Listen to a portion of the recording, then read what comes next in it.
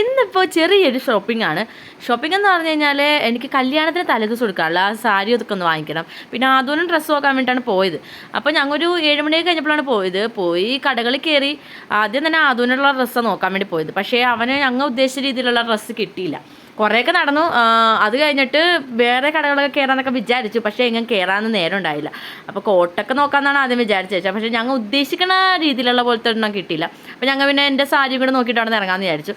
അപ്പോൾ സാരി നോക്കി, സാരി അത്യാവശ്യം നല്ല കേരള സാരി നോക്കാനായിട്ടാണ്. കാരണം തലേദിവസം എടുക്കാണ്ട് കേരള സാരി മതി എന്നാണ് പറഞ്ഞേക്കണം. അപ്പോൾ അതുകൊണ്ട് കേരള സാരി എടുക്കാനായിട്ട് അതിനുള്ളത് നോക്കിക്കൊണ്ടിരിക്കണമായിരുന്നു. അപ്പോൾ സാരി നോക്കി ലൈറ്റും ഭയങ്കര ഇതൊക്കെ ആയതുകൊണ്ട് സാരി നല്ലോണം കാണാൻ പറ്റുന്നില്ലല്ലേ. സാരില്ല എന്ത് ചെയ്യാനായിട്ടാ. അപ്പോൾ അത് കഴിഞ്ഞപ്പോഴേക്ക് ഈ കണ്ടോ ഈ മയിലിൻ്റെയൊക്കെ ഡിസൈനുള്ള സാരി ശരിക്കും പറഞ്ഞാൽ ചേട്ടക്ക് ഭയങ്കര ഇഷ്ടപ്പെട്ടു. അത് കഴിഞ്ഞ് 2 സാരി കൂടെ ഇങ്ങനെ വെച്ച് നോക്കി കഴിഞ്ഞപ്പോഴേക്കും എനിക്ക് ഈ സാരിയാണ് കൂടുതൽ ഇഷ്ടപ്പെട്ടു. വെച്ച് നോക്കിയപ്പോഴേക്കും ഇതാണ് കുറച്ചും കൂടെ ഭംഗി തോന്നി. അപ്പോൾ അതുകൊണ്ട് ഈ സാരി എടുത്തേക്കാന്ന് വിചാരിച്ചു. അങ്ങനെ ഇതെടുത്തു കേട്ടോ.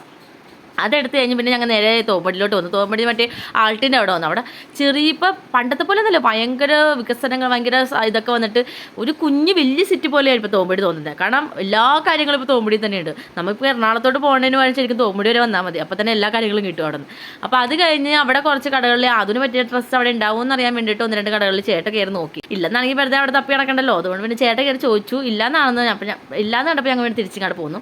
അത് കഴിഞ്ഞ് എനിക്കാണെങ്കിൽ 1-2 മേക്കപ്പ് സാധനങ്ങളൊക്കെ വാങ്ങിക്കാൻ വേണ്ടിയിട്ടായിരുന്നു. അപ്പോൾ അടുത്ത് തന്നെ പർപ്പിളിൻ്റെ ഷോപ്പും കൂടി ഉള്ളതുകൊണ്ട് പർപ്പിളിൽ കയറി അവിടെ നിന്ന് 1-2 സാധനങ്ങളൊക്കെ വാങ്ങിക്കാമെന്ന് വിചാരിച്ചു. അവിടെ കയറി അവിടെ നിന്ന് വാങ്ങിച്ചെല്ലാം കഴിഞ്ഞ് കഴിഞ്ഞപ്പോഴേക്കും ഞാൻ നേരെ പിന്നെ വീട്ടിലോട്ട് വന്നു കേട്ടോ. അപ്പോൾ ഇന്നത്തെ വീഡിയോ ഇത്രയേ ഉള്ളൂ. ഇഷ്ടപ്പെട്ടാൽ സബ്സ്ക്രൈബ് ചെയ്യാൻ മറക്കരുത്. ബൈ.